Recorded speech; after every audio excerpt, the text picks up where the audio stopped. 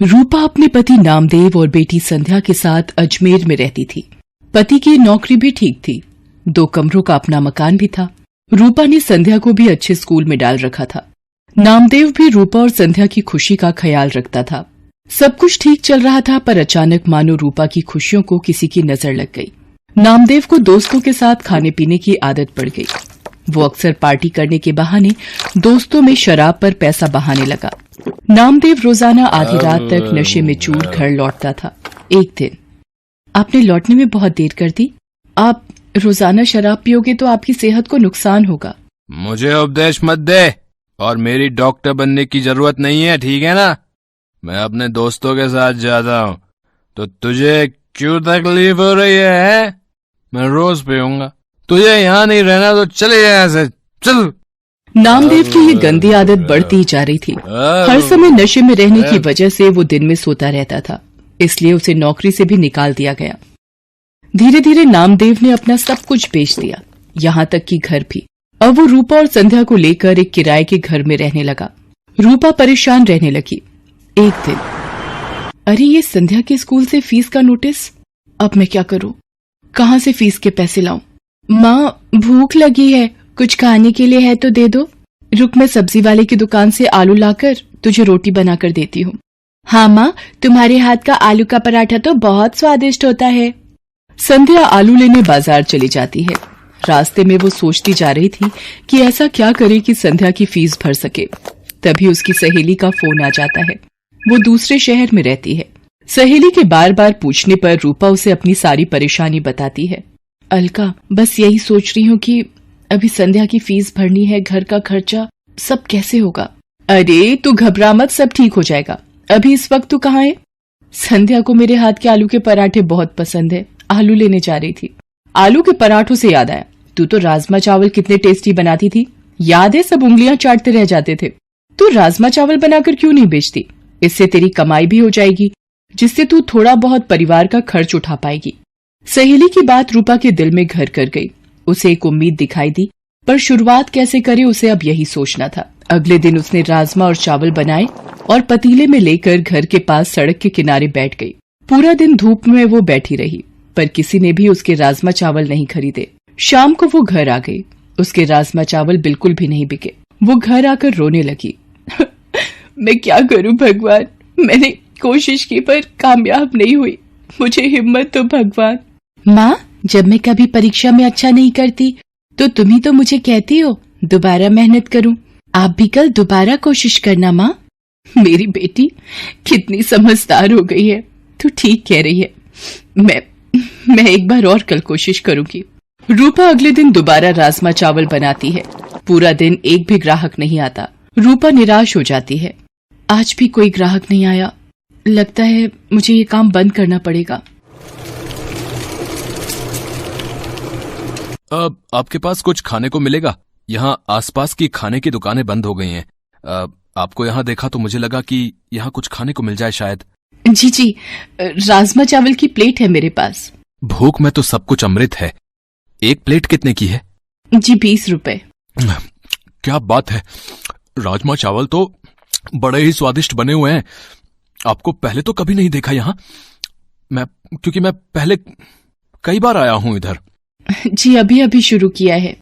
ये लो आपके 20 रुपए। पूरा दिन बीत जाने के बाद एक प्लेट ही बिकी थी रूपा की, पर इस एक प्लेट के पैसों ने उसे हिम्मत दी थी। रूपा अगले दिन राजमा चावल लेकर ही बैठी थी कि पिछली रात वाला ग्राहक दोबारा आया। आपने पहचाना मुझे?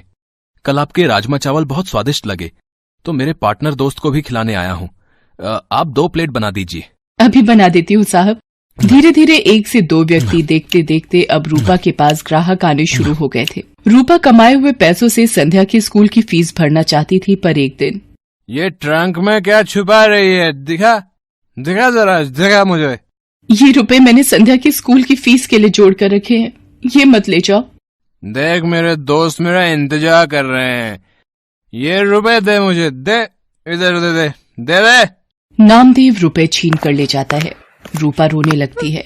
वो सोचती है, ऐसे तो ये सारे कमाए हुए पैसे शराब में उड़ा देंगे, मुझे कुछ रुपए संध्या के भविष्य के लिए भी जोड़ने होंगे। धीरे धीरे रूपा का काम चल जाता है। वो एक ठेला किराए पर ले लेती है और अब वो ठेले पर राजमा चावल बनाकर बेचने लगी। समय बीतता गया। रूपा की जिंदगी 15 साल आगे चली गई। संध्या भी पैसों की कमी के कारण 10वीं तक ही पढ़ाई कर पाई। वो भी अब माँ के काम में हाथ बटाती थी। रूपा मेहनत करते करते थक गई थी, पर उसकी एक जिम्मेदारी अभी बाकी थी। वो थी संध्या की शादी। एक दिन रूपा की वही सहेली जिसने फोन पर बात की थी, रूपा से मिलने आती है। आज तुझे इतने सालों बाद देखकर मेरे आंसू नहीं रुक रहे। मेरी प्यारी सहेली रूपा, ये तूने अपना क्या हाल बना लिया है। गरीबी के थपेड़े तेरे चेहरे पर आई झुर्रियों में बयान हो रहे हैं। अरे तू बैठ अलका, संध्या से मिल। ये मेरी बेटी संध्या है। संध्या, ये मेरी मेरठ वाली सहेली अलका। अलका मौसी, माँ आपको बहुत याद करती हैं। रूपा, मैं इसलिए तेरे पास आई थी कि एक अच्छे घर का रिश्ता है। संध्या भी वहाँ खुश रहेगी। अलका, अगर मेरी ये जिम्मेदारी पूरी हो जाए तो मेरे लिए बहुत खुशी की बात है। ठीक है, फिर मैं बात कर लेती हूँ लड़के वालों से। रूपा को तसल्ली हो जाती है कि संध्या की शादी हो जाएगी। एक गरीब बेटी की शादी करना गरीब की सबसे बड़ी चिंता होती है। रूपा की सहेली अलका रिश्ता पक्का कर देती है। रूपा को ये था कि संध्या की शादी के लिए पैसे जोड़ने हैं, इसलिए वो सुबह जल्दी जल्दी उठकर ज्यादा खाना बनाने लगी। सुबह से लेकर रात तक ठेले पर खड़े रहना। एक दिन रूपा को चक्कर आता है और वो गिर पड़ती है। संध्या चिल्लाती है, माँ आंखें खोलो माँ, मैं अभी डॉक्टर को बुला कर लाती हूँ। I am sorry, she is no more. Body से ज्यादा काम लिया है इन्होंने। कमजोर शरीर ये झेल नहीं पाया, इसलिए बीपी बढ़ गया और हार्ट अटैक आ गया। संध्या की तो मानो जिंदगी ही रुक गई। उसकी माँ चली गई। वो बिलक बिलक कर रोने लगी।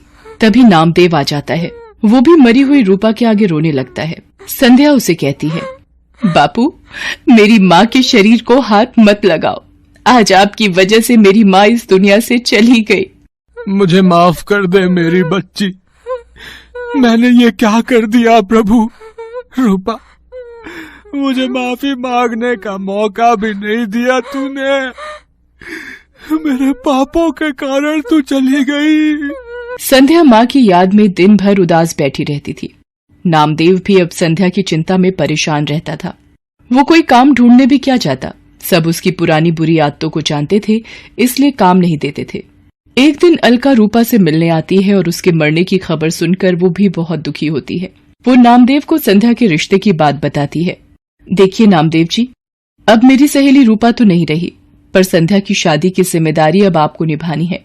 लड़के वाले जल्दी ही शादी करना चाहते हैं, आप सोचकर जवाब दे देना।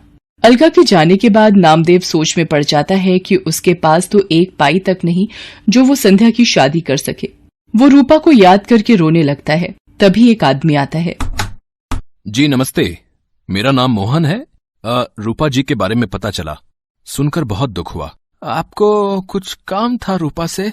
जी, एक दिन मैं रूपा जी के ठेले पर राजमा चावल खाने आया था, तभी उनसे बात हुई। मैं जरूरतमंद लोगों के लिए एक बैंक योजना चलाता हूं। रूपा जी भी मेरे पास रुपए जमा करवाती थीं।